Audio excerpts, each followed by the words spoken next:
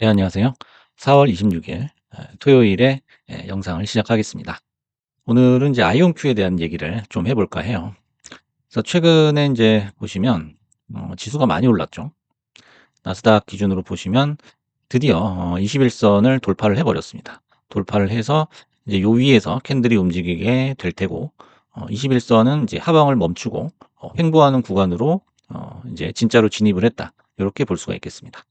그에 따라서 이제 뭐 양자주들도 뭐 튀고 있고요. 여러 주식들이 다 함께 튀고 있는 그런 모습이고요. 그래서 제 채널의 멤버십 수익률도 380대로 들어갔습니다. 그래서 어제는 이제 아이온큐 쪽에서 하나의 사건이라고 할까요? 사건이 있었죠. 이렇게 급등을 하다가 갑자기 추락을 하는 그런 모습을 보여줬습니다. 5분 봉을 보시면은 이렇게 10시 25분, 10시 30분까지 있다가 갑자기 봉이 10시, 11시로 이렇게 넘어가죠. 그래서 한 30분 정도 이렇게 거래가 정지되는 사태가 발생을 했습니다. 그래서 정지되고 나서, 정지가 끝나고 나서 거의 10% 가까이 상승을 했죠. 그래서 아이온큐가 이제 뭐 전고점을 향해 가나 보다 했지만은 이내 수그러드는 그런 모습을 보여줬습니다. 그래서 일봉상으로는 이렇게 매집봉 형태로 긴 꼬리를 다는 도지 형태의 캔들을 만들게 됐습니다. 그래서 무슨 사건이었는지 한번 살펴보겠습니다. 그래서 아이온큐 급등 후 원상 복귀, 무슨 일인가 하는 거죠. 아이온큐를 보시면 양자주가 5개 있는데 실스크, 퀀텀컴, 그다음에 리게티는 나스닥에 소속이 돼 있고 디웨이브하고 아이온큐가 뉴욕 거래소에 상장이 돼 있습니다. 뉴욕 거래소에 긴급 공시가 떴죠. 그러더니 거래 정지가 됐습니다. 예, 이 뉴스를 보시면요. 어, 아이온큐 긴급 공시로 거래 중단. 그래서 뉴스 발표를 대기하는 그 30분간의 공백이 생겼다라는 거죠. 사실 뭐 별 내용은 아니었어요. 뭐 300억대라면은 여기 보시면 2,200만 달러 계약을 발표했다라는 건데 아이온큐가 이제 매출 규모가 상당히 작습니다. 24년 기준으로 하면은 4,300만 달러죠. 예. 그 중에 이제 2,200만 달러다 하면은 굉장히 큰 비중인 거는 맞지만은 하나로 환산을 해 보면은 한 300억대. 그렇게 큰 계약은 아니죠. 뭐 조 단위도 아니고. 조 단위 계약도 많이 나오는데.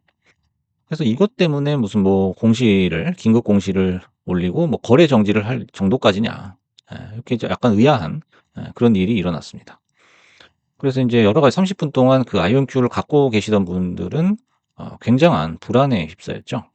혹시 이게 상폐가 되는 게 아닌가. 고렇게 걱정을 많이 하셨을 것 같아요. 반대로 무슨 뭐 인수라도 되나. 뭐 구글 같은 데 인수가 돼서 뭐 정말 진짜 충격적인 그런 뉴스라서 30분을 정지시키나. 요렇게 내심 기대도 했을 텐데요.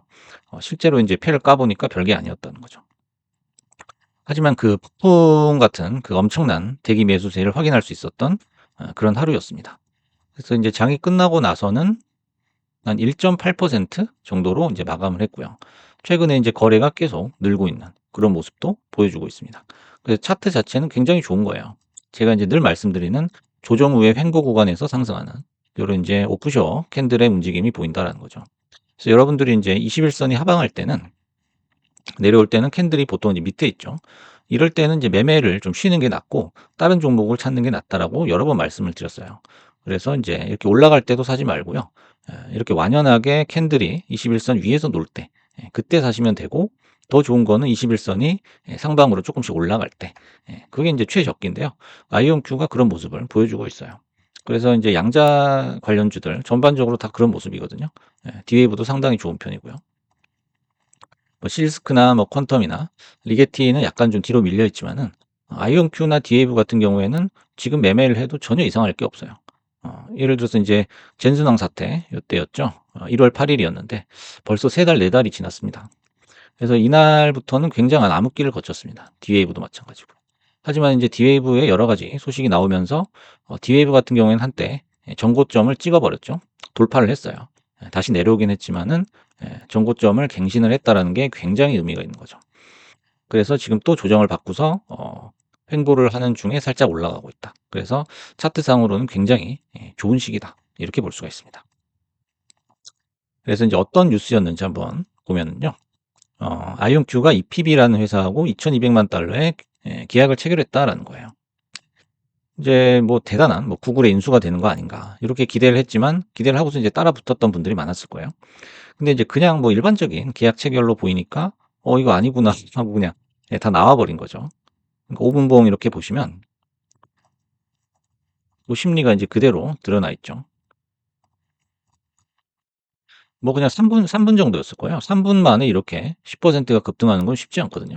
그래도 아이온큐가 64억 달러 하나로 하면 한 10조 가까이 되죠. 10조 가까이 되는 어 주식이 10% 이렇게 3분 만에 땡긴다는 건 쉽지 않거든요. 그래서 순간 거래 대금도 보시면은 예 뭐 3천만, 3,900만, 4천만이니까 거의 뭐 600억 정도가 그냥 한꺼번에 몰려버린 그런 모습이에요. 근데 뉴스를 확인했더니 별게 아니에요. 그냥 일반적인 뉴스예요. 그랬더니 인제 원상복귀를 하는 그런 움직임이었고 많은 분들이 허탈해했다라는 거죠. 그래서 만약에 인제 거래 정지를 안 시키고 어차피 일반적인 뭐 뉴스니깐요. 그 거래 정지가 안 된 상태에서 이 뉴스를 우리가 봤다면은 지금 현재 시장 상황은 굉장히 좋거든요. 지금 3일 연속으로 나스닥이 2% 이상 이렇게 상승한 게 흔치 않은 일이기 때문에. 그랬다면 아이온큐가 종가를 5%대로 아마 마감하지 않았을까. 저는 그렇게 봅니다. 그래서 이제 차트 분석을 한번 해 보겠습니다. 여러분들이 이제 매집봉이라는 얘기를 많이 들어보셨을 거예요. 그래서 주가가 바닥을 기고 있는 상태에서 이렇게 뾰족하게 피레침식으로 윗꼬리를 다는 그런 게 이제 가끔씩 나오는 경우가 있거든요. 그런 거는 이제 세력이 매집을 한 흔적이다 이렇게 해석을 하게 되는데요. 그렇게 해도 이제 해석을 할 수는 있습니다, 표면적으로는. 그래서 매집봉이 나오면은 거의 대부분 상승한다고 보시면 되고요. 시세가 나옵니다. 언제 시세가 나올지를 몰라서 그러는 거지 시세는 반드시 한번 나오게 돼 있다는 거죠. 그래서 인제 매집을 하는 건 뭐냐? 매집을 하는 건 차트에서 어떻게 발견을 할 수 있느냐라고 인제 물어봤을 때 두 가지 종류가 있다라고 볼 수가 있겠습니다. 그래서 요렇게 인제 캔들 개별 캔들이 윗꼬리를 달면서 가격이 안 내려가는 경우거든요. 상승세를 유지하는 경우. 근데 두 번째는 장기적으로 횡보하는 이 구간에서 살짝 위로 가는 움직임이거든요. 그래서 이게 매집의 흔적이다라는 건데 누군가는 주가를 계속 사고 있기 때문에 횡보 구간에서도 약간의 가격 조정, 가격 상승 조정이 있다라는 그런 해석입니다. 그래서 두 가지. 긴 꼬리를 달고 내려오는 도지 형태다. 예. 그래서 이거는 이제 순간적으로 엄청난 물량을 흡수하는 거예요. 그래서 뉴스 별거 아니네 하면서 그냥 던져 버려요. 샀던 사람들이 던져 버렸을 때. 고거를 그냥 한꺼번에 흡수를 하는 그런 형태고요. 두 번째는 이제 횡보군에서 서서히 티 안 나게 매집을 하는 거죠. 하지만 그 기울기를 보면 분명히 티가 난다는 거죠. 그렇게 점진적으로 물량을 흡수하는 경우도 있다라는 걸 알아두시면 되겠습니다. 그래서 아이온큐 같은 경우에는 두 가지가 지금 동시에 나오고 있는 거거든요. 캔들의 어떤 군집이라고 하죠. 이 그룹들이 조금씩 상승하면서 이렇게 종종 도지 캔들이 나온다는 거는 제가 봤을 때는 한번 시세를 내주지 않을까.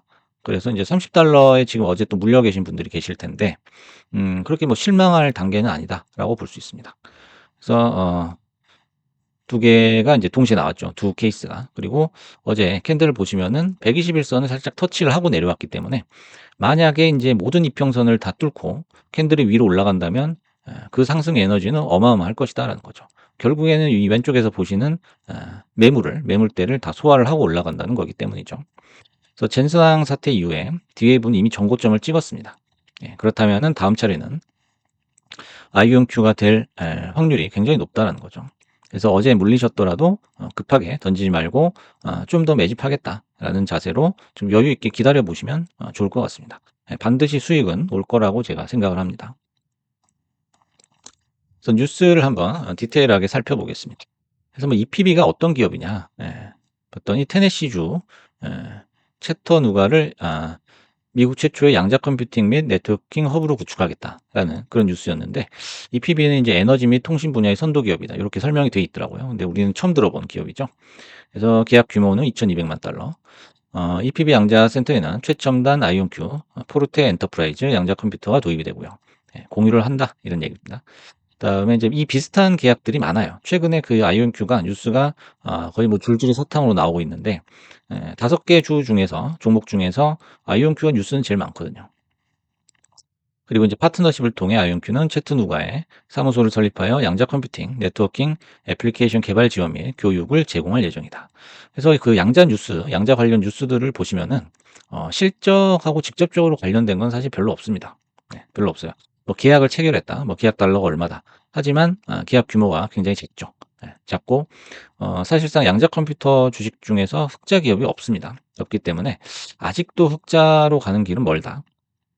하지만 뉴스라든지 어떤 그 종목의 추세죠. 기술적인 추세에 의해서 충분히 시세가 날 수 있기 때문에 여러분들이 관심을 갖고 지켜보는 거죠.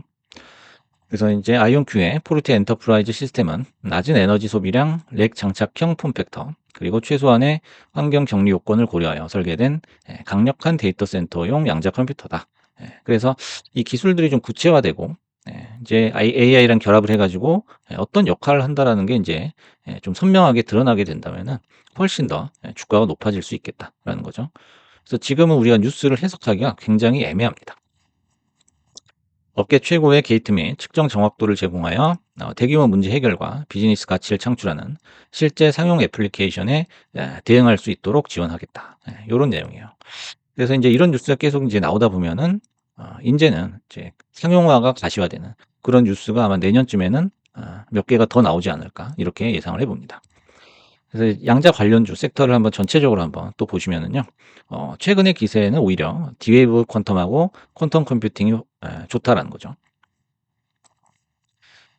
그래서 이제 아이온큐만 갔느냐 그게 아니죠. 최근에 3일 동안 양자주 모두가 다 시장 분위기에 편승을 해가지고 상승을 했습니다. 그 중에 이제 D웨이브 퀀텀하고 퀀텀 컴퓨팅 이 두 기업이 각각 20%가 상승을 했어요. 3일 동안. 알게 모르게 잘 가고 있죠. 그리고 아이온큐는 13%가 상승을 했고요.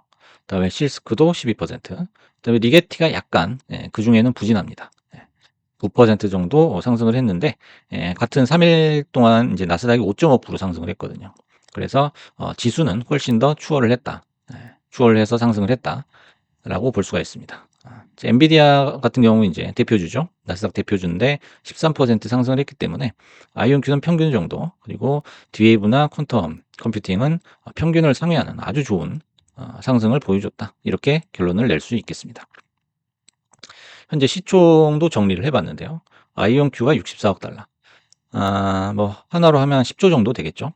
그 다음에 이제 리게티 26억, 그 다음에 D웨이브 22억, 퀀텀컴 실스쿠 순으로 이렇게 쭉 나열이 되어 있는데, 여러분이 이제 주목할 만한 점은 나머지 4개 종목을 합쳐봐야 아이온큐보다 못합니다. 아이온큐가 조금 더 커요. 나머지 합친 것보다. 그래서 양자 업계에서는 사실 아이온큐가 제일 큰 기업이다. 대표 기업이다. 이렇게 해석을 하시면 될 것 같고요. 그런 걸 감안했을 때도 13%는 굉장히 높게 상승을 한 거다라고 볼 수 있고요. 그래서 이제 결론은 어제 어떤 해프닝, 한밤에 해프닝이 있었는데 요거는 상승의 전조로 충분히 해석을 할 수 있다. 그렇기 때문에 좀 물려 계시더라도 조금만 기다린다면은 반드시 좋은 날이 온다라는 확신과 함께 오늘 시간은 마무리를 하겠습니다. 감사합니다.